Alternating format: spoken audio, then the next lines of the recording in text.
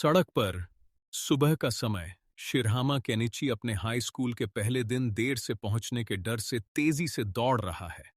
वह मन में सोचता है, पहले ही दिन लेट हो गया तो मेरी इज्जत चांदनी रात में चोरी हो जाएगी। भगवान करे कोई मुझे टोक न दे।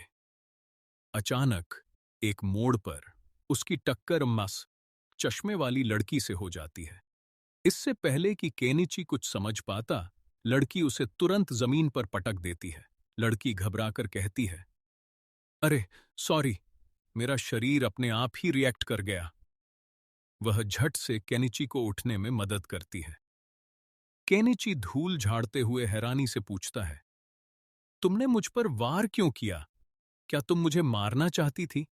लड़की बिल्कुल शांति से जवाब देती है, अरे नहीं, ये तो बिल्कुल नॉर्मल बात है। जब कोई पीछे से आता है तो उसे टक्कल कर देना चाहिए, है ना? केनिची मन में सोचता है, ये लड़की या तो निंजा है या फिर पूरी तरह पागल। वह जल्दी से कहता है, अरे देख, मुझे स्कूल जाना है, मैं लेट हो रहा हूं। वह आगे बढ़ने लगता है, फिर रुकता है और पीछे मुड़कर चिल्लाता है, और हां, अगर तुम भी अभी नहीं भागी तो तुम भी लेट हो जाओगी। केनिची तेजी से वहां से निकल जाता है। लड़की नीचे झुकती है और एक किताब उठाती है जो केनिची की जेब से गिर गई थी। किताब को देखती है, उस पर लिखा है, दोस्त कैसे बनाएं। लड़की मुस्कुराती है। स्कूल के बाहर केनिची लेट हो जाता है। केनिची 5 मिनट लेट होकर स्कूल पहुंचता है। प्रिंसिपल उसे डांटता है, शिरहामा, पहले ही दिन लेट, बाहर खड़े रहो, हाथों में पानी की बाल्टी लो। केनिची बाहर खड़ा है, हाथ में भारी बाल्टी लिए हुए।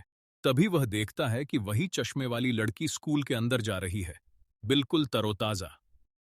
केनिची हैरान होकर सोचता है, ये मुझसे बाद में निकली थी, लेकिन मुझसे पहले कैसे पहुंच गई? और ये बिल्कुल भी थकी नहीं लग रही। वह उसे घूरता है और सोचता है, और ये इतनी प्यारी कैसे है? क्लासरूम। सुबह केनिची क्लास में अंदर आता है। टीचर सबको बताता है, आज हमारी क्लास में एक नई ट्रांसफर स्टूडेंट आई है। वही चश्मे वाली लड़की आगे आती है। वह कहती है, मेरा नाम फुरिंजी म्यू है, मैं शोचिकु गाकुइन से ट्रांसफर हुई हूं, सबसे दोस्ती करना चाहती हूं। केनिची का मुंह खुला रह जाता है। वह सोचता है, यही वो लड़की है जिसने मुझे सड़क पर पटका था। म्यू मुस्कुराती है और केनिची की तरफ देखती है। केनिची तुरंत नजरें फेर लेता है। वह सोचता है, उसने मुझे पहचान लिया क्या? उम्मीद है नहीं पहचाना। क्लासरूम। क्लास के बाद केनिची अपनी सीट पर बैठा है। वह सोच रहा है, मुझे कराटे क्लब ज्वाइन करना चाहिए। वह उठकर दरवाजे की तरफ बढ़ता है। तभी म्यू उसके पास आती है। म्यू पूछती है, तुम केनिची हो ना? केनिची घबराकर जवाब देता है, हाँ, मैं हूं। म्यू कहती है, मैं तुमसे एक फेवर लेने आई हूं। केनिची हैरान होकर पूछता है, फेवर? मुझसे? म्यू मुस्कुराते हुए कहती है, तुम मेरे दोस्त बनोगे? केनिची का चेहरा लाल हो जाता है। वह सोचता है, इतनी खूबसूरत लड़की मुझसे दोस्ती करना चाहती है, क्या सपना देख रहा हूं? वह हकलाते हुए कहता है, दोस्त? मैं तो सबसे कमजोर लड़का हूं। म्यू गंभीर होकर कहती है, असली दोस्ती ताकत से नहीं, दिल से होती है, और तुम्हारे अंदर एक अच्छा दिल है। केनिची चुप हो जाता है। म्यू आगे कहती है, लेकिन तुम्हारी आंखों में डर है, और डर तुम्हारी जिंदगी बर्बाद कर देगा। वह केनिची की तरफ देखती है और पूछती है, तुम मार्शल आर्ट्स सीखना चाहते हो? केनिची हैरान होकर पूछता है, तुम्हें कैसे पता? म्यू जवाब देती है, तुम्हारी बॉडी लैंग्वेज बता रही है।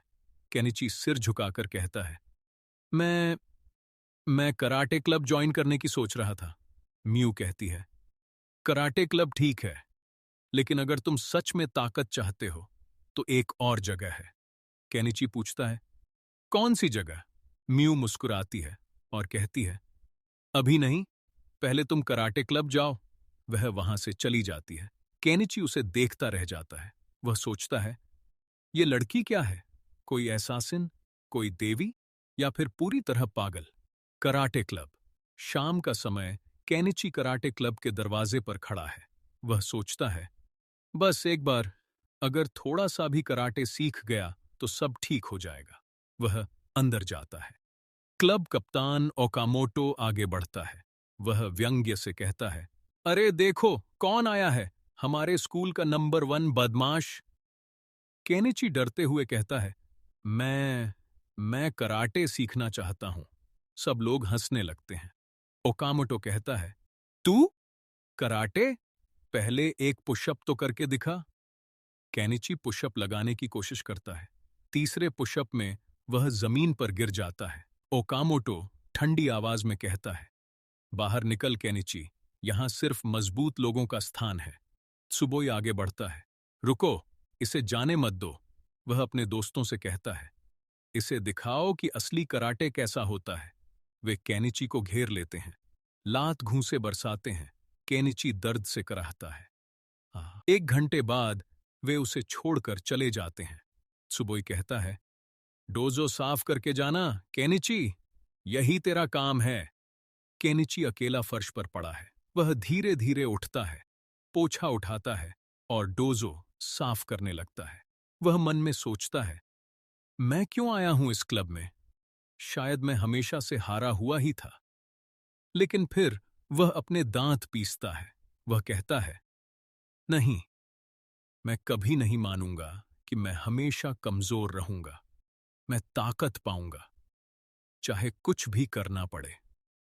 शाम का समय, बाजार की गली। केनिची घर लौट रहा है। उसके शरीर पर चोट के निशान हैं। अचानक उसकी नजर एक गली के कोने पर पड़ती है। वहां म्यू खड़ी है। उसके सामने 3 गैंगस्टर एक बूढ़े आदमी को परेशान कर रहे हैं। गैंगस्टर लीडर कहता है, चल ओ बूढ़े, यहां से निकल। कमजोर लोगों का यहां कोई ठिकाना नहीं। म्यू बीच में आ जाती है। गैंगस्टर लीडर हंसता है, ओहो, ये कौन चिकनी चुपड़ी आ गई, साथ में चलेगी क्या? म्यू शांति से कहती है, तुम गलत हो। तुम्हें लगता है कि क्योंकि तुम ताकतवर हो तो कुछ भी कर सकते हो। केनिची यह सब देख रहा है। वह सोचता है, वह लड़की मुझसे दोस्ती करना चाहती थी और मैं उसे अकेला छोड़ रहा हूं। उसके पैर अब चलने लगते हैं। वह दौड़ता है। रुको! वह गैंगस्टर लीडर के चेहरे पर एक मुक्का मारता है, लेकिन मुक्का बिल्कुल बेअसर रहता है। गैंगस्टर लीडर उसे पकड़ लेता है और चाकू निकालता है। तूने मुझे मारा, अब तू मरने को तैयार हो जा। केनिची अपनी आंखें बंद कर लेता है। वह सोचता है, बस अब सब खत्म। कम से कम मैंने कोशिश तो की। लेकिन अगले ही पल एक तेज आवाज, टक! केनिची आंखें खोलता है। म्यू का चश्मा कहीं दूर जा गिरा है। उसके बाल खुले हैं। वह एक पल में गैंगस्टर लीडर के पास पहुंच चुकी है। टक! तीनों गैंगस्टर जमीन पर बेहोश पड़े हैं। केनिची स्तब्ध रह जाता है। तुमने सबको। म्यू मुस्कुराती है, चलो अब तुम घर चलो, हम कल मिलेंगे। वह वहां से चली जाती है। केनिची वहीं खड़ा रह जाता है, मुंह खोले। वह सोचता है, ये लड़की कोई एसासिन है। इस तरह केनिची की मुलाकात हुई म्यू से। एक ऐसी लड़की जो दिखने में प्यारी थी, लेकिन जिसकी ताकत किसी हत्यारिन से कम नहीं थी। केनिची ने उस दिन 2 चीजें सीखीं। पहली, दुनिया में उससे भी ताकतवर लोग हैं, और दूसरी, असली दोस्ती ताकत से नहीं, दिल से होती है। लेकिन यह सिर्फ शुरुआत थी। केनिची का कमरा, सुबह का समय। केनिची सोता हुआ है। अचानक उसकी आंख खुलती है। वो घड़ी की तरफ देखता है और उसके होश उड़ जाते हैं। केनिची जोर से चिल्लाता है, अरे नहीं, मैं फिर से लेट हो जाऊंगा। वो बिस्तर से छलांग लगाता है और कपड़े पहनने लगता है। वो सोचता है, क्या मैं सच में इतनी जल्दी लेट कमर बन जाऊंगा? हाई स्कूल शुरू हुए 1 महीना ही हुआ है। केनिची मन में, शिराहामा केनिची, हाई स्कूल प्रथम वर्ष, मेरी पहचान हमेशा लेट होना। वो घर से बाहर भागता है। सड़क पर केनिची तेजी से दौड़ रहा है।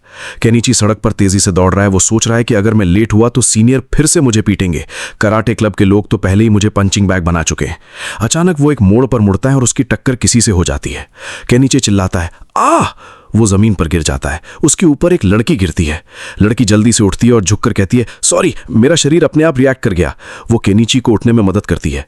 केनिची धूल झाड़ते हुए परेशान होकर पूछता है, रुको रुको, तुमने अचानक वार क्यों किया? क्या तुम मुझे मारना चाहती थी? लड़की बिल्कुल शांति से जवाब देती है, अगर कोई पीछे से अचानक आ जाए तो उसे पकड़कर गिरा देना एक सामान्य प्रतिक्रिया है ना? केनिची सोचता है, ये लड़की आखिर है कौन जो एक हत्यारिन की तरह लगती है। लड़की अचानक घड़ी देखती है और चिल्लाती है, अरे नहीं, इतने देर हो गया। वो झुकती है और अपनी किताब उठाती है जो केनिची की जेब से गिर गई थी। फिर वो केनिची की तरफ मुड़ती है। लड़की जल्दी से कहती है, अगर तुमने जल्दी नहीं की तो तुम भी लेट हो जाओगे। वो तेजी से आगे बढ़ जाती है। केनिची उसे देखता रह जाता है और सोचता है, पागल लड़की है। स्कूल के बाहर केनिची लेट हो जाता है। केनिची स्कूल के गेट पर पहुंचता है। वो घड़ी देखता है, 5 मिनट लेट। केनिची सर पकड़कर कहता है, धत, फिर से 5 मिनट लेट। वो सोचता है, जापानी लेखक दाजाई उसामा ने एक बार कहा था, जो प्रतीक्षा करता है और जो प्रतीक्षा करवाता है, दोनों में से किसे ज्यादा दर्द होता है। लेकिन मैं तो बस लेट हो गया हूं। वो अंदर जाता है और क्लासरूम के दरवाजे पर खड़ा हो जाता है। केनिची झुककर कहता है, गुड मॉर्निंग, माफ करें, मुझे फिर से बाहर खड़े होने की सजा दे दीजिए। सीन 4, क्लासरूम में नई transfer student mu. Teacher class को संबोधित करता है, आज एक नई ट्रांसफर स्टूडेंट आई है, ये है फुरिंजी म्यू। म्यू आगे आती है और मुस्कुराते हुए कहती है, मैं फुरिंजी म्यू हूं, मैं मात्सु टाकेरिन हाई स्कूल से ट्रांसफर हुई हूं। आप सब मुझे अच्छी तरह से मार्गदर्शन दें। केनिची हैरान होकर सोचता है, ये वही लड़की है जिसने मुझे सड़क पर पटका था। वो सोचता है, वो मुझसे पीछे थी, फिर वो मुझसे पहले कैसे पहुंच गई? टीचर केनिची की तरफ देखता है, शिराहामा, जल्दी से बाहर जाकर खड़ा हो जा। केनिची हाँ में सर हिलाता है, जी। वो बाहर चला जाता है। स्कूल कॉरिडोर में निजीमा से मुलाकात। सीन 5, कॉरिडोर में दोपहर का समय। स्कूल खत्म होने के बाद केनिची कराटे क्लब की तरफ जा रहा है। तभी पीछे से आवाज आती है, अरे कांपते पैरों वाले केन, रुको जरा। केनिची घूमता है। वहां निजीमा हारुओ खड़ा है, वही लड़का जो केनिची के साथ मिडिल स्कूल में पढ़ता था। केनिची परेशान होकर कहता है, निजीमा, क्या तुम मुझे कांपते पैरों वाला केन बुलाना बंद कर सकते हो? निजीमा व्यंग से कहता है, तुम मुझसे सवाल करने की हिम्मत करते हो? चुप रहो। केनिची डरते हुए कहता है, हाँ जी। निजीमा अपनी नोटबुक दिखाते हुए कहता है, मेरे हाथ में वो रिपोर्ट है जो मैंने 1 महीने से इकट्ठा की है, पहले साल के सभी स्टूडेंट्स की जानकारी। वो नोटबुक खोलता है और पढ़ना शुरू करता है। शिराहामा केनिची, ग्रेड औसत से नीचे, खेल क्षमता औसत से नीचे, शक्ल औसत, बनावट औसत से नीचे, लड़ने की क्षमता निम्न, व्यक्तित्व निम्न, समग्र निर्णय स्तर ई, अकेले लोगों का स्तर। केनिची शर्म से सर झुका लेता है। निजीमा आगे कहता है, मैंने जैसे ही स्कूल शुरू हुआ सुना कि तुम कराटे क्लब में शामिल हो गए हो। केनिची जवाब देता है, हाँ। निजीमा हंसते हुए कहता है, अगर तुमने कुछ बचाव की चालें सीखने की सोची है तो तुम बहुत भोले हो। निजीमा आगे बढ़ता है, तुम स्कूल में ज्यादा दिन नहीं टिकोगे। जैसे मिडिल स्कूल में तुम हमेशा बुली हुए, वैसे ही अब भी होगा, और ये कभी नहीं बदलेगा। केनिची गुस्से में अपनी मुट्ठी बांधता है, धत, हमेशा मुझे नीचा दिखाता है, देख लेंगे। कराटे क्लब, शाम का समय। केनिची क्लब में घुटनों के बल बैठा है। 3 सीनियर उसे घेरे हुए हैं। एक सीनियर हंसते हुए कहता है, आओ इसे पीटते रहो। दूसरा सीनियर केनिची पर मुक्का मारता है। केनिची दर्द से चिल्लाता है, मैं हार मानता हूं। तीसरा सीनियर कहता है, बढ़िया, इसी तरह पीटते रहो, इस मौके पर मैं अपनी नई चाल आजमाऊंगा। अगला सीनियर कहता है, अब मेरी बारी। वे बारी बारी से केनिची को पीटते हैं। केनिची बीच में कहता है, प्लीज थोड़ा रुकिए, क्या आप आज बेसिक्स नहीं सिखाएंगे? सीनियर जोर से चिल्लाता है, चुप कर, तुम जैसे बदमाश कराटे सीखने आते हैं कभी मजबूत नहीं बन सकते। दूसरा सीनियर कहता है, हमने तुम्हें क्लब में इसीलिए लिया क्योंकि तुमने कहा था कृपया मुझे शामिल कर लो, अब तुम बस पंचिंग बैग का रोल निभाओ। वो मुड़ता है और सबसे कहता है, हम जा रहे हैं, तुम पूछे लगाकर ततामी मैट साफ करना। सब चले जाते हैं। केनिची अकेला बैठा है, उसका चेहरा सूज गया है। केनिची गुस्से से कहता है, मेरी बहुत हो गई, कांपते पैरों वाले केन। वो खड़ा होता है और चिल्लाता है, मैं कराटे क्लब छोड़ रहा हूं। स्कूल की छत के पास एक पेड़ के नीचे, दोपहर का समय। केनिची पेड़ के नीचे बैठा है। वो किताब पढ़ रहा है, दोस्त कैसे बनाए सीरीज की दूसरी किताब। वो सोचता है, पहले से ही 1 महीना बीत चुका है और मेरा अब तक एक भी दोस्त नहीं है। ये बहुत बुरी स्थिति है। चिंता होने पर सबसे अच्छा है किताब पढ़ना। केनिची पढ़ता है, अगर तुम दोस्त बनाना चाहते हो तो पहले उन्हें हेलो कहना होगा, फिर उनके शौक पूछने होंगे, फिर सामान्य रुचियों के बारे में बात करनी होगी। तो ऐसा है। अचानक ऊपर से एक परछाई गिरती है। केनिची ऊपर देखता है, क्या? मियू पेड़ की एक डाल पर बैठी है। केनिची चिल्लाता है, तुम वहां कैसे? मियू किताब लिए कहती है, माफ करना, क्या ये तुम्हारी किताब है? वो उछलकर नीचे आ जाती है। मियू आगे कहती है, असल में मैं भी अभी ट्रांसफर हुई हूं तो मेरा भी कोई दोस्त नहीं है। केनिची हैरान होकर पूछता है, क्या दोस्त बनाने के लिए व्यक्ति का बहुत ताकतवर होना जरूरी है? मियू मुस्कुराते हुए कहती है, अगर तुम्हें कोई एतराज नहीं हो तो मैं सच में तुम्हारी दोस्त बनना चाहती हूँ। केनिची हिचकिचाते हुए कहता है, अगर तुम मेरे दोस्त बनना चाहती हो तो ठीक है, आखिरकार मैं बहुत खुले दिमाग वाला व्यक्ति हूँ। मियू खुश होकर कहती है, इस तरह मैंने एक दोस्त बना लिया।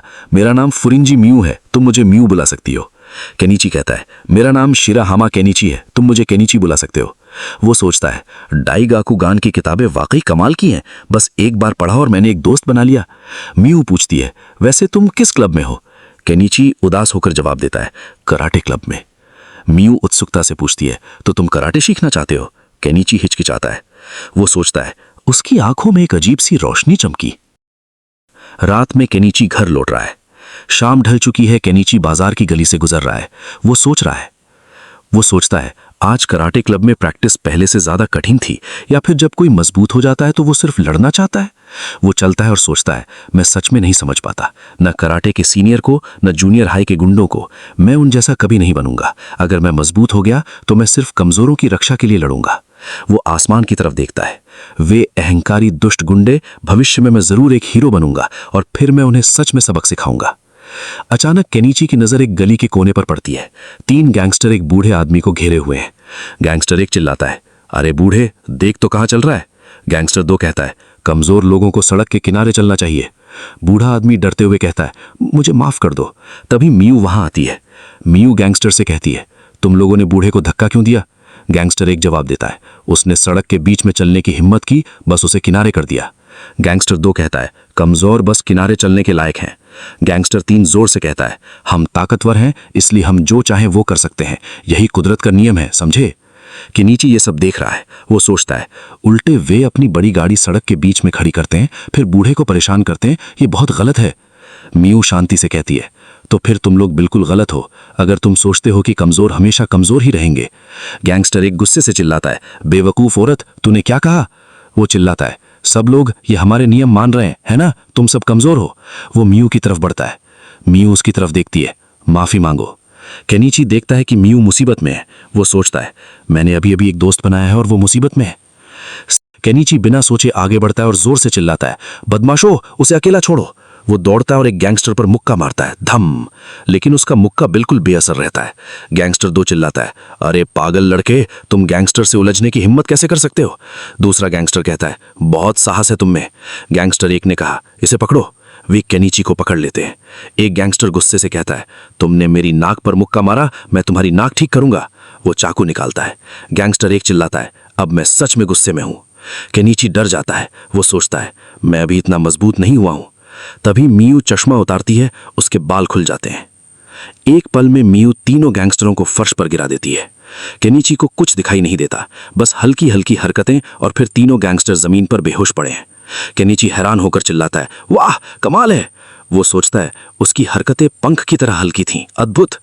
मियू उसकी तरफ मुड़ती है और मुस्कुराते हुए कहती है, तुम लोग पहले से ही इतने बूढ़े हो, तुम्हें ऐसी चीजों के साथ नहीं खेलना चाहिए। गैंगस्टर जमीन पर कराहते हैं। केनिची मियू को मुंह खोले देखता रह जाता है। अध्याय का अंत। इस तरह केनिची ने उस दिन 2 चीजें सीखीं। पहली ये कि दुनिया में उससे कहीं ज्यादा ताकतवर लोग हैं, और दूसरी, असली दोस्ती ताकत से नहीं, दिल से होती है। लेकिन ये सिर्फ शुरुआत थी। केनिची को अभी पता नहीं था कि ये लड़की उसे किस दुनिया में ले जाने वाली है। केनिची अपने कमरे में बैठा है। उसके आसपास किताबों के ढेर हैं। वो देर रात तक डे हा क्वान की पुनरुत्थान कला को मास्टर करने नाम की किताब पढ़ रहा था। वो सोचता है, फिर से देर हो गई। किताब पढ़ते पढ़ते सो गया। सुबह उठता है, सूरज की रोशनी उसके चेहरे पर पड़ती है। उसकी आंखें फटी की फटी रह जाती हैं। केनिची जोर से चिल्लाकर कहता है, फिर से लेट हो गया, लगातार दूसरे दिन। वो जल्दी जल्दी कपड़े पहनता है। वो सोचता है, चलो इस बार बाएं हाथ से स्क्रैच करने की कोशिश करते हैं, शायद थोड़ी तेजी से दौड़ सकूं। वो अपना बैग बाएं कंधे पर टांगता है और घर से भाग जाता है। केनिची तेजी से दौड़ रहा है। वो सोचता है, प्रिंसिपल मुझे मार डालेगा।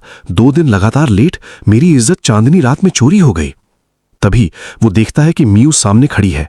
उसके हाथ में किताब है, वही किताब जो केनिची ने पहले दिन गिरा दी थी। मियू मुस्कुराते हुए कहती है, अरे, ये तुमने कल गिरा दिया था, इसलिए मैंने उठा लिया। केनिची हाथ जोड़कर कहता है, हाँ, बहुत बहुत धन्यवाद।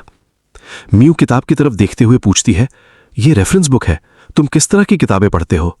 केनिची शर्माते हुए कहता है, मैं रेफरेंस बुक्स पसंद करता हूं। मियू हैरान होकर कहती है, वाह केनिची, तुम्हें किताबों से बहुत प्यार है ना? केनिची सिर झुकाते हुए कहता है, हां, जब मैं इंटरनेट पर किताबें खोजता हूं तो मुझे उन्हें खरीदने की बहुत इच्छा होती है। मियू फिर से मुस्कुराते हुए कहती है, बहुत अच्छा, क्या तुम मुझे कुछ अच्छी किताबें सुझाओगे? केनिची खुश होकर कहता है, बिल्कुल। थोड़ी देर चलने के बाद केनिची अचानक रुक जाता है। वो सोचता है, अगर कोई किताब होती जो सिखाए कि क्लास में बदमाशों से कैसे बचा जाए। केनिची हिचकिचाते हुए पूछता है, रुको, क्या कोई किताब है जो सिखाए कि क्लास में बदमाश हमें परेशान ना करे? मियू सीधे मुंह जवाब देती है, बिल्कुल नहीं। केनिची निराश हो जाता है। वो सोचता है, बेशक ऐसी कोई किताब नहीं होती। सीन 3, शॉर्टकट, तूफानी नाले के ऊपर से छलांग। मियू केनिची को एक तरफ इशारा करती है। वहां एक बड़ा सा तूफानी नाला है, स्टॉर्म ड्रेन। मियू पूछती है, तुम उस नाले के ऊपर से तैरकर पार करने की सोच तो नहीं रहे? केनिची डरते हुए जवाब देता है, तुम क्या कह रही हो? मियू नाले की तरफ इशारा करते हुए कहती है, स्कूल वहां है, अगर तुम बस कूद जाओ तो बहुत जल्दी पहुंच जाओगे। केनिची घबराकर कहता है, यहां से कैसे? मियू सामान्य स्वर में कहती है, कोई बात नहीं, तुम पहले जाओ। केनिची चिल्लाकर कहता है, तुम क्या कह रही हो? टीचर हमें मार डालेगा। लेकिन तभी केनिची को कुछ समझ आता है। वो सोचता है, तो इस तरह तुम मुझसे पहले स्कूल पहुंच जाती हो। मुझे आश्चर्य था कि तुम ये कैसे करती हो। मियू मुस्कुराते हुए कहती है, तो फिर मुझे लगता है हम अपना समय ले सकते हैं। भाग 3, मियू का रहस्य। वो अपने अतीत के बारे में बताती है। सीन 4, रास्ते में धीरे धीरे चलते हुए। चलते चलते मियू गंभीर हो जाती है। मियू धीरे से कहती है, मेरे पुराने स्कूल में मेरा कोई दोस्त नहीं था। केनिची चुपचाप सुनता है। मियू आगे कहती है, सच कहूं तो मैं एक अच्छा इंसान हूं, लेकिन लोग कहते थे कि मैं भीड़ से बहुत अलग हूं। केनिची सोचता है, मुझे पूछना ही नहीं चाहिए था कि वो इतनी ताकतवर क्यों है। मियू बताती है, तो अब इस स्कूल में मैं चश्मा पहनती हूं ताकि एक सामान्य छात्रा की तरह दिखूं। केनिची आश्चर्य से पूछता है, तो ये चश्मे नकली हैं? मियू मुस्कुराते हुए जवाब देती है, हां। केनिची सोचता है, तो ये लड़की ताकत में अच्छी होने के बावजूद परेशान थी, उसे भी बुली किया गया था। फिर मियू अचानक रुकती है और केनिची की तरफ घूरती है। मियू दोस्ती भरे स्वर में कहती है, तुम्हें मेरी वजह से लेट नहीं होना है। केनिची उलझते हुए पूछता है, क्यों? मियू जवाब देती है, क्योंकि हम दोस्त हैं ना। केनिची हकलाते हुए कहता है, दोस्त? सच में? वो थोड़ा रुकता है, फिर हिम्मत करके पूछता है। केनिची कहता है, तो फिर मैं एक दोस्त के तौर पर एक सवाल पूछ सकता हूं? मियू खुश होकर कहती है, हां। केनिची अपना चेहरा गंभीर करते हुए पूछता है, क्या तुमने कभी ऐसा होने की इच्छा की है? वो अपनी मुट्ठी दिखाता है। केनिची फर्श पहुंच रहा है। केनिची क्लब में घुटनों के बल बैठा फर्श पहुंच रहा है। 2 सीनियर्स उसे आदेश दे रहे हैं। एक सीनियर जोर से कहता है, अरे ये जगह भी साफ करो। केनिची डरते हुए कहता है, जी सर। वो सोचता है, मैं कितनी देर और साफ करता रहूंगा? मैं बस एक बार उस पंचिंग बैग पर मुक्का मारना चाहता हूं। वो चारों तरफ देखता है। तभी एक विशालकाय लड़का दाइमोंजी उसके पास आता है। उसकी मांसपेशियां कमीज के नीचे से निकल रही हैं। दाइमोंजी गुर्रा कर कहता है, मुझे सोचना चाहिए। फ्रेशमैन को पहले सीनियर से अनुमति लेनी चाहिए उपकरण का उपयोग करने से पहले, है ना? केनिची कांपते हुए कहता है, जी जी। दाइमोंजी व्यंग से कहता है, लेकिन मैं भी फ्रेशमैन हूं, देखो ये है मांसपेशियां।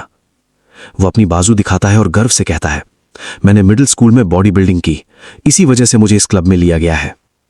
वो केनिची के बिल्कुल करीब आ जाता है। दाइमोंजी गुस्से से कहता है, मैं ये पहले कहना चाहता था, तुम जैसे सड़े हुए टोफू और मेरे बीच बहुत बड़ा अंतर है। तुम जैसे कमजोर लोग इस क्लब में शौक के तौर पर आते हो, मैं इसे बर्दाश्त नहीं कर सकता। वो जोर से चिल्लाता है, कराटे सिर्फ मजबूत लोगों के लिए है। केनिची डर से पीछे हटते हुए कहता है, मैं। दाइमोंजी और जोर से चिल्लाता है, आज ही कराटे क्लब छोड़ दो, वरना मैं तुम्हें मार डालूंगा। मैं चेतावनी दे रहा हूं। केनिची का गला सूख जाता है। वो कुछ नहीं बोल पाता, लेकिन तभी उसके मुंह से निकल जाता है। केनिची कांपती आवाज में कहता है, तो क्या इसका मतलब यह है कि अगर मैं मजबूत हो गया तो मैं क्लब में रह सकता हूं? दाइमोंजी हंसते हुए कहता है, तुम बड़े बेवकूफ हो ना। वो झुकता है और केनिची की आंखों में देखता है। दाइमोंजी चुनौती देते हुए कहता है, ठीक है, मैं तुम्हें 1 हफ्ते का समय देता हूं। तुम और मेरे बीच एक मैच होगा। अगर तुम जीत गए तो जो मन करे करो। केनिची हकलाते हुए कहता है, जी।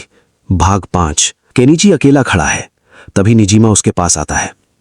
निजिमा चालाकी से कहता है, मेरे कान बहुत तेज है पता है। केनिची हैरान होकर पूछता है, तुम्हें कैसे पता? निजिमा अपनी नोटबुक लहराते हुए कहता है, ये मेरा काम है। वो आगे बढ़ता है और कहता है, तुम 1 हफ्ते में दाइमोन के साथ लड़ने वाले हो ना, और हारने वाले को क्लब छोड़ना होगा। केनिची डरते हुए कहता है, तुम्हें सब पता है? निजिमा नोटबुक बंद करते हुए कहता है, बेशक, अब तुम मरने वाले हो केनिची। वो हंसता है और चला जाता है। केनिची बुरी तरह घबरा जाता है। वो सोचता है, मैं मर गया, मैं क्या करूं, सब खत्म हो गया। स्कूल के बाहर केनिची हताश बैठा है। केनिची दीवार से लगकर बैठा है। वो खुद से कह रहा है, मैं मर गया, मैं मर गया। तभी मियू उसके पास आती है। मियू चिंतित होकर पूछती है, केनिची क्या बात है, कुछ हुआ क्या? केनिची हताश होकर कहता है, बस मुझे अकेला छोड़ दो। मियू दृढ़ता से कहती है, अपने दोस्त को भी नहीं बताओगे कि क्या हुआ, हालांकि हम दोस्त हैं। केनिची सोचता है, वो सही कहती है। वो गहरी सांस लेता है और सब कुछ बता देता है, दाइमोन के बारे में, 1 हफ्ते की चुनौती के बारे में।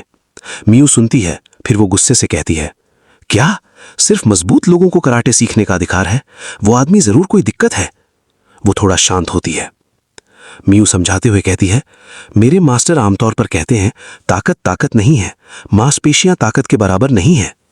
केनिची उलझते हुए पूछता है, अरे सच में? मियू आगे कहती है, बेशक, तुम इस हालत में मैच हार जाओगे। मैच से पहले ही तुम हार चुके हो, क्योंकि तुम में आत्मविश्वास नहीं है। केनिची चुप हो जाता है। वो सोचता है, वो सही कहती है, मैं पहले ही मान हार चुका हूं। फिर मियू कहती है, सुनो केनिची, लड़ने से ही पता चलेगा कि कौन जीतेगा। कोई नहीं बता सकता कि लड़ाई में कौन जीतेगा। केनिची निराशा से कहता है, लेकिन जब मैं उसकी विशाल मांसपेशियां देखता हूं, मैं समझ गया हूं कि मैं हार जाऊंगा। मियू जोर से कहती है, ऐसी बातें मत कहो। क्या तुम सच में मानते हो कि मैं हार मानने को तैयार हूं? केनिची चुप हो जाता है। केनिची के घर, रात का समय। केनिची घर लौटता है। वो सोचता है, मैं 1 हफ्ते में कैसे मजबूत बनूं? सीनियर्स ने मुझे कुछ नहीं सिखाया। वो अपनी छोटी बहन होनोका को देखता है। होनोका कहती है, भाई स्वागत है घर। केनिची बुदबुदाता है, हाँ मैं भी अभी आया हूं। होनोका चिल्लाती है, माँ, भाई फिर से अजीब हरकत कर रहा है। केनिची की माँ साउरी आती है। वो चिंता से पूछती है, क्या हुआ? क्या उसे फिर से ट्रांसफर करना पड़ेगा? क्या वो फिर से बुली हो रहा है? एक माँ के तौर पर क्या तुम्हें बिल्कुल चिंता नहीं है? केनिची सोचते हैं, माँ चिंतित है, लेकिन मैं उन्हें बता नहीं सकता। फिर वो अपने कमरे में जाता है। वो सोचता है, अगर कोई मुझे सिखाने को तैयार नहीं है तो मैं खुद ही सब कुछ सीख लूंगा। वो अपने अलमारी के सामने घुटनों के बल बैठता है और किताबें खोजने लगता है। वो खुद से कहता है, मेरे पास 5000 से ज्यादा रेफरेंस बुक्स है, कोई ना कोई तो होगी। उसे एक किताब मिल जाती है जिस पर अभी भी प्लास्टिक की पैकेजिंग चढ़ी हुई है। केनिची खुश होकर कहता है, मिल गई, ये रही। केनिची किताब खोलता है। उसमें लिखा है, मिशन नंबर 1, एक पौधा लगाओ, हर दिन उसके ऊपर से छलांग लगाओ। ऐसा करने से तुम्हारे शरीर का निचला हिस्सा मजबूत होगा। वो पढ़ता है और कहता है, अगला, इंसान के शरीर का सबसे कठोर हिस्सा माथा होता है। वो किताब पटक देता है और गुस्से से कहता है, लेकिन मेरे पास इसके लिए समय नहीं है। फिर भी वो कोशिश करता है। वो एक पौधे के ऊपर से छलांग लगाने की कोशिश करता है, लेकिन गिर जाता है।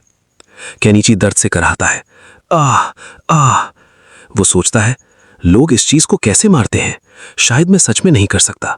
केनिची के यार्ड, शाम का समय। केनिची थका हुआ जमीन पर बैठा है। तभी पीछे से आवाज आती है, तो तुमने लड़ने का फैसला कर लिया? वो घूम कर देखता है, मियो वहां खड़ी है। केनिची हैरान होकर पूछता है, तो तुम यहां कैसे? मियो मुस्कुराते हुए कहती हैं, मैं आमतौर पर यह रास्ता लेती हूं जब मैं शॉपिंग जाती हूं। केनिची पूछता है, तुम यहां क्यों हो? मियो उसे देखती है और कहती है, मैं बस तुम्हें ऐसे बैठे नहीं देख सकती थी। वो आगे बढ़ती है। मियो उसे दिखाते हुए कहती है, देखो ध्यान से, किसी को मुक्का मारने के लिए ऐसे किया जाता है। वो हवा में एक परफेक्ट पंच मारती है, फिर एक किक मारती है। केनिची की आंखें खुली की खुली रह जाती हैं। वो चिल्लाता है, क्या था वो? अतुलनीय! वो सोचता है, ये लड़की साफ तौर पर कोई सामान्य लड़की नहीं है। मियो फिर उसकी तरफ मुड़ती है और मुस्कुराते हुए कहती है, अगर तुम्हें कोई ऐतराज ना हो तो मैं तुम्हें सिखा सकती हूं। केनिची स्तब्ध रह जाता है। वो सोचता है, ये लड़की ये मुझे सिखाने को तैयार है। अध्याय का अंत। नैरेटर कहता है, इस तरह केनिची की मुलाकात हुई दाइमोंजी से, एक ऐसे दुश्मन से जो उससे कहीं ज्यादा ताकतवर था। एक हफ्ते की चुनौती उसके सिर पर मंडरा रही थी, लेकिन तब मियो ने उसे सिखाने का प्रस्ताव रखा। केनिची को नहीं पता था कि वो लड़की उसे क्या सिखाने वाली है, लेकिन वो जानता था कि अब उसके पास एक मौका है। केनिची अभी भी हैरान है। उसने म्यू को 3 गैंगस्टरों को पलक झपकते ही गिराते देखा है। उसकी आंखें अभी भी फटी की फटी है। म्यू मुस्कुराते हुए कहती है, अगर तुम्हें कोई एतराज ना हो तो मैं तुम्हें सिखा दूंगी। केनिची की आंखें और चौड़ी हो जाती हैं। वो जोर से चिल्लाता है, वाह! केनिची सोचता है, ये लड़की साफ तौर पर कोई सामान्य लड़की नहीं है। केनिची हैरान होकर पूछता है, कमाल है, तुम सच में मुझे सिखाने में कोई एतराज नहीं करोगी? म्यू जवाब देती है, हाँ। केनिची फिर पूछता है, सच में? म्यू फिर कहती है, हाँ। डन। म्यू सिखाने के लिए तैयार हो जाती है। म्यू कहती है, तो फिर हम रोज स्कूल के बाद अभ्यास करेंगे। केनिची उत्सुकता से पूछता है, लेकिन तुम मुझे क्या सिखाओगी? म्यू पूछती है, मैच में कितने दिन बचे हैं? केनिची जवाब देता है, 1 हफ्ता। म्यू चिंतित होकर पूछती है, क्या तुम थकाना नहीं चाहोगी? तुम्हें कोई समस्या तो नहीं होगी? केनिची हिचकिचाते हुए कहता है, क्या ये तुम्हारे लिए ठीक है?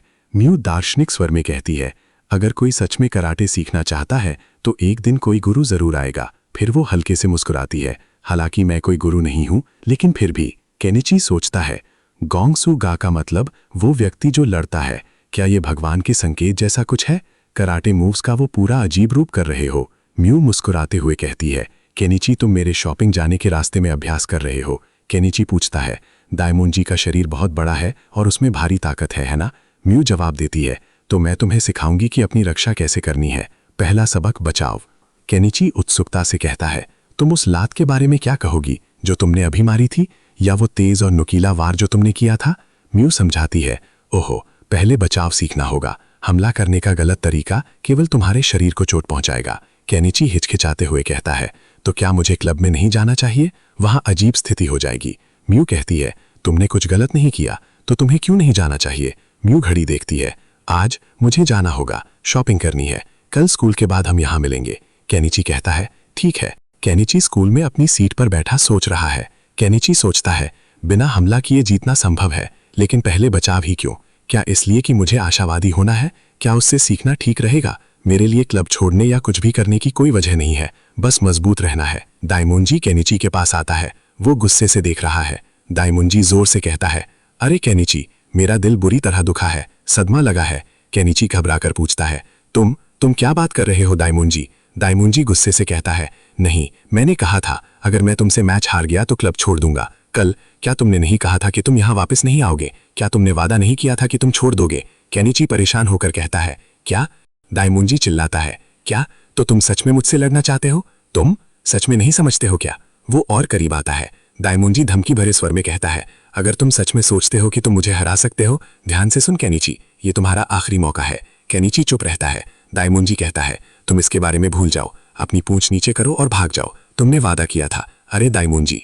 वो आगे बढ़ता है और केनिची के चेहरे के बिल्कुल करीब आकर कहता है, मैच के दौरान मैं तुम्हारे सिर पर वो मुक्का मारूंगा, तुम्हारा सिर टुकड़े टुकड़े हो जाएगा। केनिची डर जाता है, लेकिन कुछ नहीं बोलता। दूसरी तरफ रिथमिक जिम्नास्टिक क्लब में म्यू अंदर आती है। लड़कियां उसे देखकर उत्साहित हो जाती हैं। एक लड़की कहती है, वाह कूल। दूसरी लड़की कहती है, तुम्हारा शरीर कितना हल्का है। तीसरी लड़की पूछती है, क्या तुम फुरेंजी म्यू हो, वो नई ट्रांसफर स्टूडेंट? चौथी लड़की कहती है, म्यू तुम इतनी लचीली हो। एक लड़की आगे बढ़ती है और कहती है, तुम कोने में रहने के बजाय बीच में क्यों नहीं आ जाती? दूसरी कहती है, तो फिर? तीसरी कहती है, हमें सुनाई दिया कि तुम मिडिल स्कूल में पहले से ही एडवांस लेवल पर थी। चौथी कहती है, चलो हमें दिखाओ कि तुम क्या कर सकती हो। एक लड़की उसके चश्मे की तरफ बढ़ती है, दिखाओ, चलो मुझे चश्मा दो। म्यू हिचकिचाते हुए कहती है, ओहो, लेकिन हाँ। वो सोचती है, वास्तव में दिखावा नहीं करना चाहती। वो चश्मा उतारती है और प्रदर्शन करती है। उसकी हरकतें इतनी तेज और सुंदर हैं कि सबकी आंखें फटी रह जाती हैं। एक लड़की कहती है, ये सिर्फ एक सामान्य सुंदरता नहीं है, ये असामान्य रूप से तेज है। दूसरी कहती है, वो क्या है? उस बच्ची की हरकतें, ये ऐसा है जैसे तलवार की सुंदरता। तीसरी चिल्लाती है, मैंने तुम्हारे जैसा लचीला व्यक्ति कभी नहीं देखा। वाह। चौथी कहती है, वो मुझे रिदमिक जिम्नास्टिक नहीं लगती। एक लड़की कहती है, इस कौशल के साथ तुम क्लब की एस बन सकती हो। चिहिरो जो वहां है कहती है, हाँ हाँ हाँ ये सही है चिहिरो-सान। चिहिरो हंसती है, हाँ हाँ हाँ। एक लड़की म्यू से कहती है, क्या तुम मुझे अगली बार सिखा सकती हो? म्यू जवाब देती है, ठीक है। एक और लड़की कहती है, बहुत ज्यादा दिखावा मत करो। म्यू चौंकती है, क्या एंजल? वो सोचती है, मैंने सिर्फ इसलिए किया क्योंकि तुमने मुझसे कहा था, मैंने सिर्फ किया। एक लड़की कहती है, ठीक है चलो अभ्यास जारी रखते हैं। अगले दिन स्कूल के बाद उसी गली में केनिची और म्यू आमने सामने खड़े हैं। म्यू कहती है, तो फिर मुझे छूने की कोशिश करो। केनिची हकलाते हुए कहता है, एक पुरुष होने के नाते मैं किसी लड़की पर हाथ नहीं उठाऊंगा, कभी नहीं। म्यू कहती है, तुम केवल बेकार स्थितियों में ही पुरुष बनते हो। केनिची कहता है, मैं नहीं कर सकता। म्यू पूछती है, तुमने छूने कहा था है ना? केनिची सोचता है, मुझे अभी उसके हाथों की गति पसंद नहीं आ रही है। वो डरते हुए कहता है, छूना? म्यू कहती है, हाँ। केनिची आगे बढ़ता है और हाथ बढ़ाता है। पलक झपकते ही उसका हाथ छू जाता है, लेकिन वो समझ नहीं पाता कि कैसे। केनिची चिल्लाता है, ये क्या है? छू लिया, फिर धत, फिर क्या? म्यू समझाती है, ये तरीका है। इस समय दाहिना पैर शरीर को घुमाने के लिए काज का काम करता है। तुम अपने पैरों की तेज गति से विरोधी के किनारे की तरफ मुंह कर लेते हो। केनिची दर्द से कराता है, पैरों की गति? म्यू फिर समझाती है, तुम जानबूझकर विरोधी को अपने करीब आने दोगे, फिर त्वरित घुमाव से हमले को बच निकलोगे। अपने बाएं पैर के अंगूठे को दाहिने पैर के विपरीत रखो। केनिची कोशिश करता है, क्या ऐसा करना है? म्यू कहती है, चलो पहले कदमों को याद करने पर ध्यान दे, ठीक है? केनिची पूछता है, ये कदमों के नाम है? म्यू कहती है, गोबो, फिर से गूबो, फिर पाबो। तुम गिरते रहते हो क्योंकि तुम अपने घुटनों से संतुलन नहीं बना रहे हो। इसका मतलब है कि तुम एक साथ दो हरकतें कर रहे हो। ये कदम एक सतत आंदोलन है। केनिची बार बार गिरता है और उठता है। म्यू कहती है, फिर अपने आप पर बहुत ज्यादा जोर मत डालो। वो सोचती है, मुझे लगता है वो खुद को अपनी सीमा से परे ढकेल देगा। केनिची कहता है, बहुत बहुत धन्यवाद। म्यू कहती है, म्यू, वो आगे कहती है, तुम्हें अब घर जाना चाहिए, मुझे रात का खाना भी तैयार करना है। केनिची जवाब देता है, मैं थोड़ा और अभ्यास करूंगा, मैं ये नहीं कर सकता, ये कहीं नहीं जा रहा है। वो अकेले ही प्रैक्टिस करता रहता है। स्कूल में अगले दिन केनिची क्लास में नहीं है। छात्र बातें कर रहे हैं। एक छात्र कहता है, केनिची आमतौर पर इतना लेट नहीं होता। ऐसा लगता है कि वो आज स्कूल नहीं आ रहा है। दूसरा छात्र हंसते हुए कहता है, हाँ, देखो वो अजीब व्यक्ति क्या कर रहा है। सड़क पर केनिची गोबो और पाबो का अभ्यास करता हुआ चल रहा है। वो बार बार एक कदम आगे बढ़ता है, बगल में खिसकता है, फिर से। वो थका हुआ है लेकिन रुकता नहीं है। केनिची सोचता है, मैंने ऐसा करने के लिए घर से 1 घंटा पहले निकला था, लेकिन मैं फिर भी लेट हूँ। मैं स्कूल जाने के रास्ते में इस मूव को करने की कोशिश कर रहा हूँ। तभी म्यू उसे देख लेती है। वो दौड़ती हुई आती है। म्यू चिल्लाती है, क्या केनिची? केनिची मुस्कुराते हुए कहता है, म्यू, गुड मॉर्निंग। म्यू पूछती है, तुम क्या कर रहे हो? केनिची कहता है, मैं इसी तरह स्कूल जाने की योजना बना रहा हूँ, तुम बिना मेरे आगे बढ़ सकती हो। म्यू जवाब देती है, तुम क्या बात कर रहे हो? क्योंकि हम दोस्त हैं, हमें एक साथ रहना होगा। इस तरह केनिची ने म्यू से बचाव के 2 बुनियादी कदम सीखना शुरू किए, गोबो और पाबो। वो अभी भी कमजोर था, लेकिन उसके अंदर एक नई लगन आ चुकी थी। डायमोंजी की धमकियां उसे डराती थीं, लेकिन वो पीछे हटने वाला नहीं था। 1 हफ्ते की ट्रेनिंग और फिर मैच। म्यू खिड़की पर बैठी है, कराटे क्लब की तरफ देख रही है। उसके चेहरे पर चिंता साफ दिख रही है। म्यू सोचती है, क्या केनिची सच में ठीक रहेगा? मुझे लगता है मैं चिंता से मर जाऊंगी। वो उठती है और फैसला करती है, अगर मैं चुपके से वहां जाकर देखूं कि क्या हो रहा है तो कोई समस्या नहीं होनी चाहिए। म्यू इमारत से बाहर निकलती है। वो उसी शॉर्टकट की तरफ दौड़ती है जहां से वो और केनिची पहले गुजरे थे। म्यू मन में कहती है, शॉर्टकट का उपयोग करो। वो छलांग लगाती है, हेक, और आसानी से पार कर जाती है। म्यू जोर से कहती है, योश! Karate club, ring. डायमोंजी चिल्ला रहा है। डायमोंजी हाँफ रहा है। उसके मुक्के बार बार हवा में लग रहे हैं। वो केनिची पर चिल्लाता है। डायमोंजी गुस्से से कहता है, तुम बदमाश, तुम मुझे सच में गुस्सा दिलाने लगे हो, तुम भागते क्यों रहते हो? केनिची जवाब देता है, मैं भाग नहीं रहा हूं, मैं सिर्फ तुम्हारे हमलों से बच रहा हूं। वर्णनकर्ता कहता है, इस बिंदु तक केनिची सिर्फ उसके हमलों से बच रहा था। डायमोंजी व्यंग्य से कहता है, तो क्या हुआ? अगर तुम हमला नहीं कर सकते तो तुम कभी नहीं जीत सकते। रेफरी कहता है, शुरू करो। हालांकि लड़ाई पहले से चल रही है। दर्शकों में से कोई कहता है, तो क्या डायमोंजी के हमलों से बचना संभव है? दूसरा दर्शक कहता है, उस बदमाश ने ये चालें कहां से सीखीं, इतनी देर तक बच पाना? तीसरा दर्शक कहता है, भले ही तुम भागते रहो, अगर तुम सही हमला नहीं कर सकते तो जीतने का कोई रास्ता नहीं है। डायमोंजी चिल्लाता है, यही कारण है, मैंने कहा। दर्शक कहता है, वो सही कह रहा है। केनिची सोचता है, मैं बस उसके थक जाने का इंतजार कर सकता हूं, लेकिन अगर एक बार भी उसका मुक्का लग गया तो सब खत्म है। केनिची डर जाता है। डायमोंजी जोर से चिल्लाता है, क्या तुम सोचते हो मैं तुम्हें इतनी आसानी से जाने दूंगा? वो अपनी पूरी ताकत से केनिची पर झपटता है।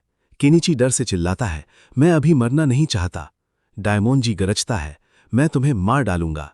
एक्शन। डायमोंजी अपनी मुट्ठी उठाता है, लेकिन उसका संतुलन बिगड़ जाता है। वो लड़खड़ाता है, लिवाह। डायमोंजी गिरने वाला होता है। उसका पैर किसी चीज में फंसा लगता है। डायमोंजी चिल्लाता है, क्या हुआ, पैर फंस गया? एक दर्शक व्यंग से कहता है, कितना दयनीय है डायमोंजी। डायमोंजी चारों तरफ देखता है। केनिची के दिमाग में म्यू के शब्द गूंजते हैं। केनिची सोचता है, ये एहसास क्या है, ये अजीब सी भावना। विरोधी की ताकत को थोड़ा सा बदलो। उसे म्यू के शब्द याद आते हैं। म्यू की आवाज फ्लैशबैक में। तकनीक के बारे में ध्यान से सुनो केनिची, रुको 1 मिनट। बचाव और हमले को एक साथ मिलाओ, उन्हें एक साथ काम करने दो और फिर तकनीक बन जाएगी। केनिची समझ जाता है, बिल्कुल, अब मुझे समझ में आने लगा है। वो कोशिश करता है, ऐसे। वो अपने शरीर को घुमाता है। क्या? केनिची सोचता है, इसके पीछे का छिपा हुआ मतलब? इम्पॉसिबल। मेरा मतलब है, मैं कोशिश करूंगा। क्या तुम समझ गए? केनिची डायमोंजी से कहता है, हे डायमोंजी, क्या तुम ठीक हो? डायमोंजी हैरान होता है, हाँ। फिर गुस्से से कहता है, नहीं, मैं खत्म नहीं हुआ हूं। केनिची सोचता है, 1 हफ्ते की ट्रेनिंग के बाद मुझे लगता है मैं आखिरकार समझ गया हूं। यहां जब तुम बगल में खिसक जाओ तो एक पैर आगे बढ़ाओ और अपने शरीर को इस तरह घुमाओ। वो अपने शरीर को डायमंजी के चारों ओर लपेटते हुए पीछे की तरफ बढ़ता है। अपने शरीर को विरोधी के चारों ओर लपेटते हुए पीछे की तरफ बढ़ो और फिर वो हमला बल जाएगा। वो अपनी पूरी ताकत से डायमंजी को धक्का देता है, अपने शरीर को घुमाते हुए कोहनी से वार करता है। धम। डायमंजी जमीन पर गिर जाता है। धड़ाम। उसका सिर फर्श टकराता है। वो बेहोश हो जाता है। एक दर्शक चिल्लाता है, क्या तुमने वो देखा? दूसरा दर्शक कहता है, पानी लाओ, ये बदमाश बेहोश हो गया। तीसरा दर्शक हैरान होकर कहता है, उसने हमला किया। डायमंजी धीरे से उठता है। उसका चेहरा गुस्से से लाल है। वो चिल्लाता है, वो हमला नहीं था, वो कुछ भी नहीं था, वो गिनती नहीं करता।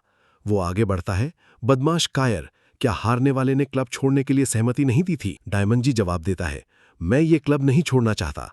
रेफरी आगे आता है, मैं मैच में निषिद्ध तकनीकों के नियमों के बारे में पूरी तरह से भूल गया था। ये मैच नियमों का उल्लंघन है। रेफरी ऐलान करता है, नियमों के उल्लंघन के कारण ये मैच अमान्य है। कनीची सोचता है, मैं हार गया। स्कूल के बाहर शाम का समय। कनीची थका हुआ बैठा है। एक व्यक्ति यानी कोई दर्शक कहता है, अरे कितना दिलचस्प व्यक्ति है। दूसरा व्यक्ति कहता है, आह, और इस तरह ये समाप्त होता है। तभी म्यू वहां आती है। म्यू कहती है, कनीची। कनीची थकान से कहता है, मैं थक गया हूं, क्या तुम मुझे आज अकेला नहीं छोड़ सकती? निजीमा वहां आता है। निजीमा चालाकी से कहता है, मेरे जैसे तेज कानों को हराना मुश्किल होगा। सब लोग मुझे बता रहे हैं कि नियमों के उल्लंघन के कारण तुम हार गए। कनीची निराशा से कहता है, मैं हार गया, तुम क्या सोचते हो? निजीमा गंभीर होकर कहता है, नियमों के उल्लंघन के बावजूद तुमने आज एक मैच लड़ा। दूसरे कुछ भी कहें, तुम अभी भी एक विजेता हो। मैं झूठी जानकारी से नफरत करता हूं। वो आगे बढ़ता है, आज से वो व्यक्ति शायद मुझे फिर कभी बेवकूफ कनीची नहीं बुलाएगा। कनीची हैरान होकर पूछता है, क्या? कनीची? निजीमा कहता है, सिर्फ मैं ही नहीं जानता कि तुमने मैच जीत लिया। उस कराटे क्लब में एक लड़का है जिसका नाम चुकुबा सेनपाई है ना? वो तुम्हारे परिणामों के बारे में जानता था। उसने कहा कि वो तुम्हारी क्षमताओं को परखना चाहता है। कनीची डर से पूछता है, तुमने अभी क्या कहा? निजीमा बताता है, तुम्हारी जीत की बधाई देने के लिए मैं तुम्हें कुछ अच्छी जानकारी दूंगा। अगर ये चुकुबा सेनपाई है तो क्या वो लगभग रैंकिंग 1 या 2 के स्तर पर है? कनीची घबरा कर चिल्लाता है, क्या? निजीमा आगे कहता है, उसके ऊपर वो एक गुंडा है और उसके मॉब से कनेक्शंस है। कनीची डर से कांपता है। व्हाट? कनीची हाथ सिर पर रखकर चिल्लाता है, अब मैं क्या करूं? म्यू मुस्कुराते हुए कहती है, बहुत अच्छा कनीची। इस तरह कनीची ने डायमंजी को हरा दिया। हालांकि मैच को नियमों के उल्लंघन में बदल दिया गया था। उसने बचाव से हमले तक का रास्ता समझ लिया था, लेकिन उसकी जीत ने उसे एक नए दुश्मन से मिलवा दिया, चुकुबा सेनपाई, जो उससे कहीं ज्यादा खतरनाक था। कनीची की असली परीक्षा अभी शुरू हो रही थी। अगले अध्याय में गो टू दैट प्लेस, उस जगह जाओ। कुछ छात्र एक साथ खड़े हैं और चुपचाप बातें कर रहे हैं। उनकी नजर म्यू पर है, जो थोड़ी दूर खड़ी है। पहला छात्र कहता है, मैं कुछ समय से इसके बारे में सोच रहा हूं, वो लड़की म्यू। दूसरा छात्र कहता है, तुम भी जानते हो योशी, मैं इसे कुछ समय से गुप्त रख रहा था। तीसरा छात्र कहता है, क्या वो सच में प्यारी नहीं लगती? योशी जवाब देता है, बेवकूफ कैसा रहस्य है वो? पहला छात्र कहता है, मुझे नहीं पता क्यों, लेकिन उसके पास जाना मुश्किल है। मैं कह सकता हूं कि वो पूरी तरह से अलग स्तर पर है। अचानक दूसरे छात्र की नजर कुछ और पर पड़ती है। दूसरा छात्र चुपके से कहता है, अरे वो किसी से बात कर रही है। तीसरा छात्र कहता है, तो फिर उसके दोस्त हैं। पहला छात्र ध्यान से देखता है, रुको, वो तो 1E का है। तीनों एक साथ चिल्लाते हैं, क्या वो बेवकूफ केनिची नहीं है? छात्र केनिची के पास दौड़ते हुए आते हैं। केनिची अभी भी म्यू के साथ खड़ा है। एक छात्र जोर से चिल्लाता है, अरे केनिची! दूसरा छात्र पूछता है, चूंकि तुमने कराटे क्लब छोड़ दिया है, अब तुम कौन सा क्लब ज्वाइन करोगे? तीसरा सुझाव देता है, शायद केंडो क्लब। चौथा छात्र कहता है, जूडो क्लब। केनिची हिचकिचाता है। वो सोचता है कि क्या जवाब दे। केनिची हकलाते हुए कहता है, गार्डनिंग क्लब। वो झुक जाता है जैसे कोई उसे धक्का दे गया हो। औच! केनिची अब पूरी तरह से अपनी दुनिया में खो गया है। वो बड़बड़ाने लगता है। केनिची कहता है, उसकी वजह से मैं हमेशा फूलों को पानी देता हूं और एक खुशहाल जीवन जीने की उम्मीद करता हूं। हाँ, एक खुशहाल जीवन। एक छात्र उसे टोकता है, अरे! अचानक केनिची चौंकता है और चिल्लाता है, अरे नहीं, मुझे उन्हें पानी देना है। वो भागने लगता है। एक छात्र उसे रोकता है, रुको, क्लास शुरू होने वाली है। वो केनिची की आंखों में देखता है और कहता है, ये आंखें एक हारे हुए व्यक्ति की आंखें हैं। दूसरा छात्र पूछता है, केनिची, तुम मजाक कर रहे हो ना? केनिची जवाब देता है, तुम ऐसा क्यों कर रहे हो? मैं तुम्हें बताता हूं क्यों। निजिमा अचानक वहां आता है और म्यू के सामने खड़ा हो जाता है। वो बड़ी विनम्रता से झुकता है। मिलकर खुशी हुई। मैं निजिमा हारुओ हूं, केनिची का करीबी दोस्त। केनिची हैरान होकर सोचता है, करीबी दोस्त? निजिमा म्यू से कहता है, चलिए हम भी दोस्त बन जाते हैं, फुरिंजी सान। म्यू पूछती है, केनिची का दोस्त? निजिमा मुस्कुराते हुए कहता है, आह, घंटी बज रही है, मैं अगली कक्षा में हूं, तो फिर शारीरिक शिक्षा के समय मिलते हैं। वो हाथ हिलाता है, फिर मिलेंगे। वो चला जाता है। म्यू उसे देखती रहती है। टीचर क्लास ले रहा है। ब्लैक बोर्ड पर हाइड्रोजन परमाणु जैसे चित्र बने हैं। टीचर कहता है, ठीक है, इस इलेक्ट्रॉन पर चार्ज। पीछे की बेंच पर एक लड़का बैठा है, चुकुबा साइजो। वो तीसरे वर्ष का छात्र है और कराटे क्लब का प्रमुख है। उसके लंबे बाल हैं, चेहरा गंभीर है। वो कुछ सोच रहा है। चुकुबा अपनी सीट पर बैठा कोई आवाज निकाल रहा है, शायद अपनी उंगलियां टेबल पर थपथपा रहा है। टीचर गुस्से से कहता है, क्लास के दौरान चुप रहो, चुकुबा। चुकुबा कुछ नहीं बोलता, आवाज जारी है। टीचर फिर से कहता है, अरे, मैंने तुमसे कहा था वो आवाज निकालना बंद करो। टीचर फिर कहता है, चुकुबा। चुकुबा अभी भी चुप है, आवाज नहीं रुकती। टीचर आह भरता है। टीचर कहता है, ठीक है, चलो जारी रखते हैं। वो ब्लैक बोर्ड की तरफ मुड़ता है, अगर तुम्हें समझ गया तो बस इतना ही। चुकुबा अपनी सीट पर बैठा सोच रहा है। चुकुबा सोचता है, शिराहामा केनिची, है ना? किसी भी तरह से देखो, वो एक सामान्य लड़का लगता है। वो अपनी आंखें बंद करता है और सोचता है, लेकिन केवल एक हफ्ते की ट्रेनिंग के साथ इतनी अच्छी लड़ाई लड़ने में सक्षम होना। वो आंखें खोलता है, जो भी हो, मैं जानना चाहता हूं, या फिर क्या ये सिर्फ किस्मत थी? मुझे पता लगाना होगा। कहीं और निजिमा और म्यू बात कर रहे हैं। केनिची भी वहां है।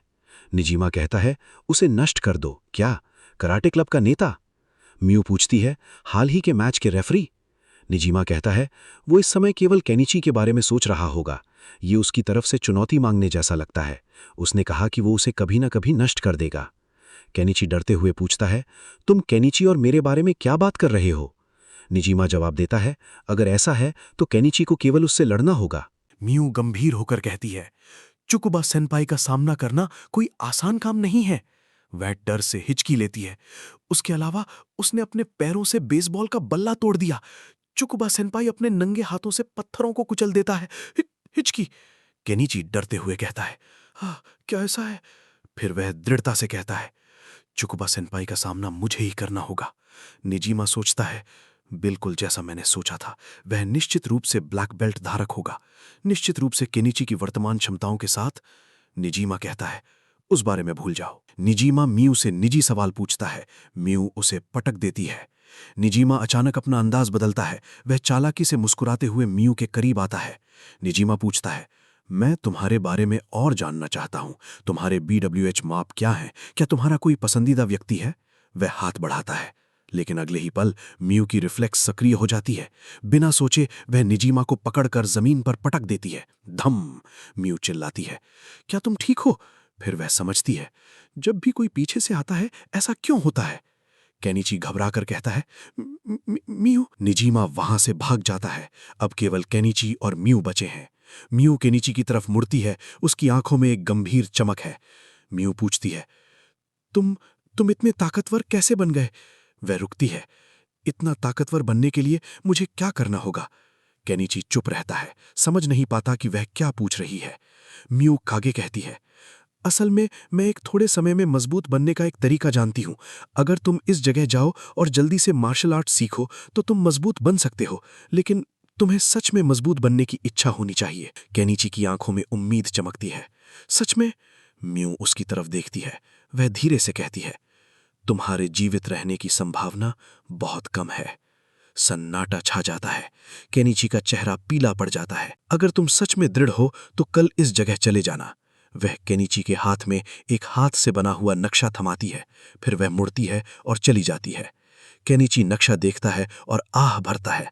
आह म्यू, वह सोचता है, मैं इस नक्शे के साथ जगह नहीं ढूंढ सकता।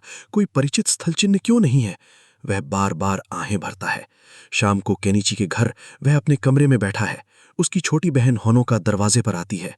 होनोका चिंतित होकर कहती है, तुम आजकल बहुत आहें भर रहे हो। अगर कुछ परेशान कर रहा है तो मैं तुम्हारे लिए यहां हूं। केनिची जल्दी से कहता है, सब कुछ ठीक है। भाई। होनोका कमरे में आती है और केनिची के हाथ में नक्शा देखती है। उसकी आंखें चौड़ी हो जाती हैं। होनोका जोर से चिल्लाती है, क्या ये तो लड़की की लिखावट है? केनिची पूछता है, क्या तुम ये नक्शा समझ सकती हो? होनोका कहती है, क्या तुम किसी पागल लड़की के साथ डेटिंग कर रही हो? और ये शहर के पुराने इलाके का नक्शा है। केनिची कहता है, हमारे पास संदर्भ के लिए बहुत सारी किताबें हैं, चलो ये करते हैं। वे दोनों किताबें खोलते हैं और नक्शा समझने की कोशिश करते हैं।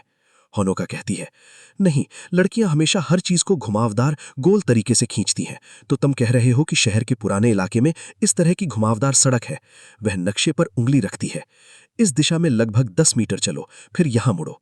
केनिची टोकता है, ये एक बिल्ली है। होनोका कहती है, वह ईंट की दीवार के ऊपर सो रही है। रविवार की सुबह केनिची नक्शा लेकर शहर के पुराने इलाके में चल रहा है। वह एक पुराने लकड़ी के गेट के सामने पहुंचता है। गेट पर लकड़ी का एक बोर्ड लगा हुआ है जिस पर लिखा है रियोजनबाग। केनिची खुद से पूछता है, क्या ये जगह हो सकती है? वह गेट की तरफ बढ़ता है। उसके पैर कांप रहे हैं। केनिची सोचता है, बहन, क्या ये सच में ये जगह है? केनिची गेट के सामने खड़ा है। वह अपने आप को हिम्मत देता है। केनिची कहता है, मैं इतनी दूर आ गया हूं, अब डरने की कोई वजह नहीं है। वह जोर से चिल्लाता है, हेलो। वह दरवाजा खोलने की कोशिश करता है। लकड़ी का विशाल दरवाजा बहुत भारी है।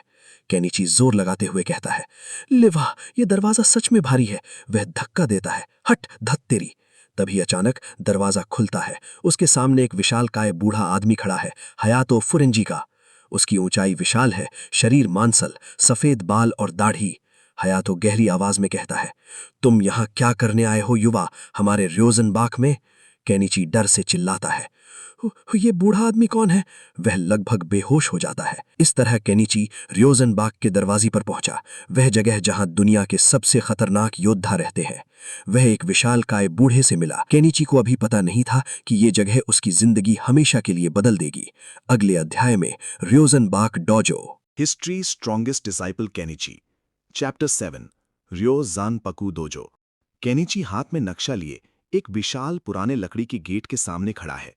गेट पर लकड़ी का एक बोर्ड लगा है जिस पर चीनी अक्षरों में लिखा है रियोजानपकू। केनिची खुद से पूछता है, क्या यह सही जगह है? वो गहरी सांस लेता है। उसके पैर कांप रहे हैं, लेकिन वो खुद को हिम्मत देता है। केनिची सोचता है, धत, मैं इतनी दूर आ गया हूं, अब डरने की कोई वजह नहीं है। वो जोर से चिल्लाता है, हेलो। केनिची दरवाजा खोलने की कोशिश करता है।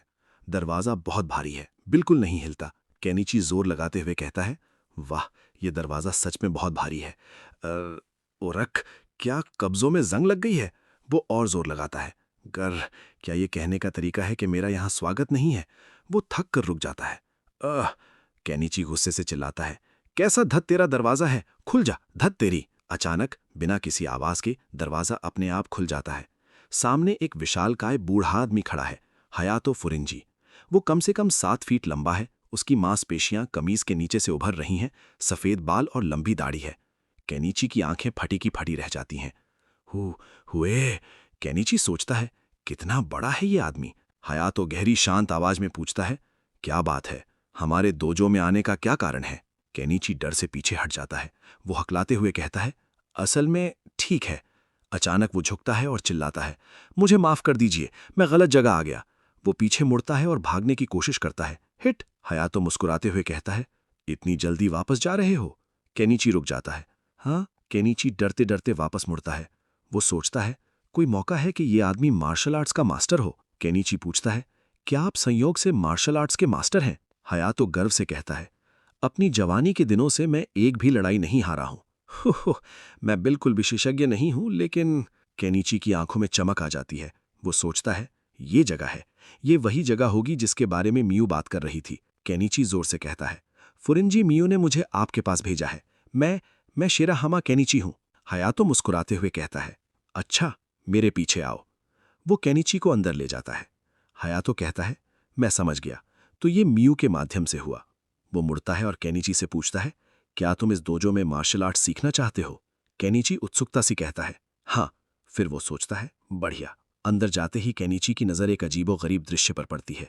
एक आदमी, गहरे रंग का, मासल, बड़ी बड़ी आंखों वाला, जमीन पर कलाबाजियां खा रहा है, खिलौनों से खेल रहा है और बहुत उत्तेजित लग रहा है। केनिची चौंक कर चिल्लाता है, हो, वो आखिर क्या है? हयातो शांति से समझाता है, ओह, वो आदमी अपाचाई होपाचाई है, 28 वर्षीय थाई। अपाचाई और भी अजीब हरकतें कर रहा है। वो दीवार पर उछल रहा है, हाथ हिला रहा है। केनिची डरते हुए कहता है, अरे, ये बंद करो क्या, कोई जरूरत नहीं है। हयातो कहता है, डरने की कोई जरूरत नहीं, वो थोड़ा ज्यादा कर रहा है क्योंकि वो अच्छे मूड में है। केनिची हैरान होकर पूछता है, अच्छे मूड में होने की वजह से? हयातो कहता है, मुझे लगता है वो उत्साहित है क्योंकि हमारे पास एक मेहमान है। केनिची सोचता है, मैं दृढ़ हूं, लेकिन अगर पहले ही दिन मर गया तो सब बेकार हो जाएगा। ये आखिर कैसी जगह है? केनिची आगे बढ़ता है और अचानक उसकी नजर एक युवा लड़की पर पड़ती है, शिगुरे कोसाका। वो दीवार के सहारे खड़ी है, हाथ में एक छोटी सी कटार घुमा रही है। उसके बाल लंबे हैं, चेहरा बिल्कुल सुंदर है। केनिची सोचता है, क्या वो भी यहाँ की शिष्या है? वाह, वहाँ एक खूबसूरत लड़की भी है। मियू सुंदर है, लेकिन वो लड़की बहुत गर्म है। तभी एक और आदमी, केन्सेई माँ, वहां आता है। वो मध्यम आयु का है, चीनी पोशाक में, हाथ में एक छोटा सा पंखा है। वो आदमी कहता है, क्या हुआ? केनिची घबरा कर कहता है, कुछ नहीं, मैं बस। हयातो कहता है, तो फिर ऊपर आओ केन्सेई माँ। केन्सेई माँ केनिची की तरफ देखता है, अरे, तुम्हें मेरे साथ क्या काम है? तभी एक और आदमी, साकाकी शियो, बियर की बोतल हाथ में लिए वहां आता है। उसके बाल सफेद हैं, आंखों में नशा है, लेकिन वो खतरनाक लगता है। साकाकी हंसते हुए कहता है, मैं तो बस वहां से गुजर रहा था बस। किन्सेई माँ गुस्से से कहता है, रुको एक सेक, मैंने तुम्हें बुलाया ही नहीं था। साकाकी कहता है, बस दृश्य देख रहा था। किन्सेई माँ शंका से पूछता है, अपने कैमरे से कैसी तस्वीरें ले रहे थे? अचानक एक तेज आवाज आती है और केनिची के सिर के ठीक ऊपर से कोई चीज गुजरती है। वो चौंक कर पीछे हटता है। कोई आवाज कहती है, तुम अपनी मर्जी से यहां नहीं घूम सकते। केनिची घबराकर चिल्लाता है, लिवाह! वो बमुश्किल बचता है। वो बहुत करीब था। केनिची सोचता है, ये आखिर कैसी जगह है? हयातो साकाकी की तरफ मुड़ता है। हयातो कहता है, मुझे तुमसे कुछ कहना है साकाकी। साकाकी कहता है, क्या ऐसा है?